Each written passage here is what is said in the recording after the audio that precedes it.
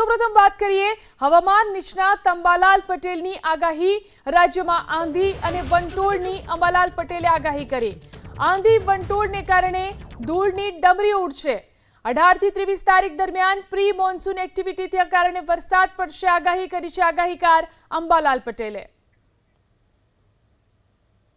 હવે ધીરે ધીરે ગરમી ઘટશે, ધૂળકણ ચડશે, બપોર પછી ધૂળકણ જેવું જણાશે। કૃતિકા નક્ષત્રમાં આંધી વંટોળનું પ્રમાણ વધશે અને ધીરે ધીરે પ્રી મોન્સૂન એક્ટિવિટીનો વરસાદ પણ થવાની શક્યતા રહેશે। તારીખ 18 થી 23માં પ્રી મોન્સૂન એક્ટિવિટીનો વરસાદ કેટલાક ભાગમાં થવાની શક્યતા રહેશે, જેમાં સૌરાષ્ટ્રના દરિયા કિનારાના ભાગો, દક્ષિણ ગુજરાતના ભાગો અને પૂર્વ ગુજરાતના ભાગો અને ગુજરાતના અન્ય ભાગોમાં પ્રી મોન્સૂન એક્ટિવિટીનો વરસાદ બપોર બાદ થવાની શક્યતા રહેશે।